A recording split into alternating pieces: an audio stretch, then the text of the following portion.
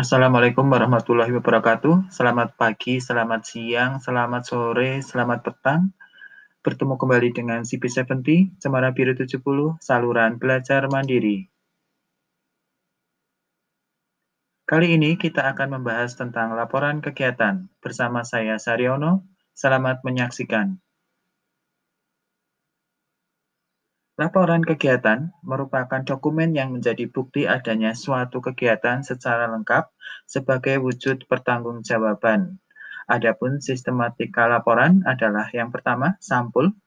Sampul ini harus mewakili isi daripada laporan tersebut. Judulnya harus lengkap, siapa penyusunnya, kemudian tahun berapa disusun. Kemudian yang berikutnya adalah halaman sampul. Halaman sampul sama dengan sampul, tetapi ini merupakan sebuah isi daripada laporan tersebut.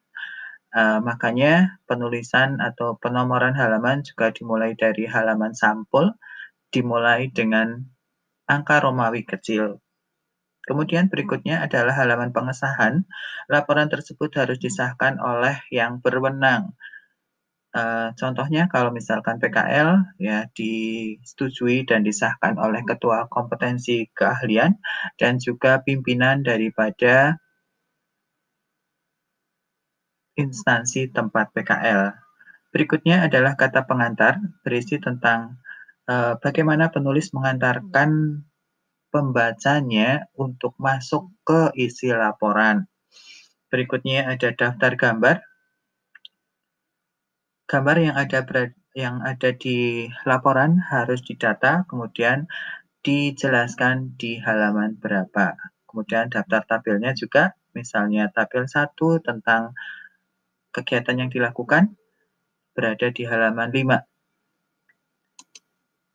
Berikutnya adalah daftar isi. Daftar isi ini berisikan semua bagian yang ada di laporan. Dari yang pertama tadi, halaman sampul, sampai dengan yang terakhir nanti ada lampiran. Kemudian bab 1 pendahuluan. Pendahuluan ini berisi tentang latar belakang masalah. Mengapa kegiatan tersebut dilaksanakan, dasar hukumnya apa, tujuannya apa. Kemudian yang berikutnya adalah waktu dan tempat kegiatan. Waktunya harus definitif, jelas, dari kapan sampai kapan. Kemudian tempat kegiatannya juga jelas. Kemudian yang berikutnya adalah anggaran keuangan. Ini bila diperlukan. Kemudian bab 2, pembahasan. Pembahasan berisi tentang pelaksanaan kegiatan dari awal sampai akhir.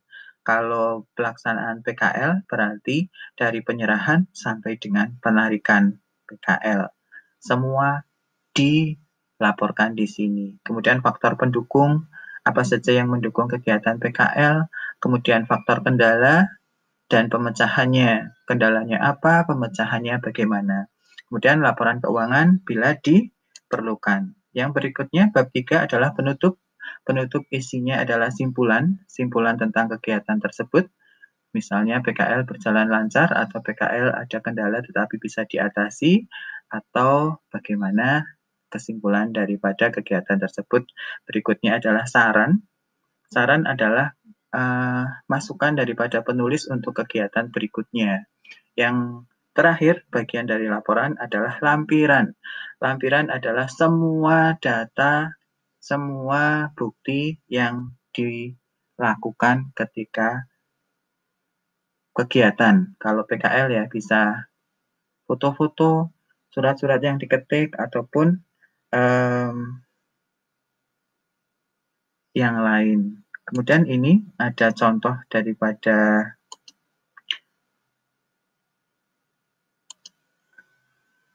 sampul. Kemudian ini contoh dari judul. Kemudian ini adalah contoh lembar pengesahan.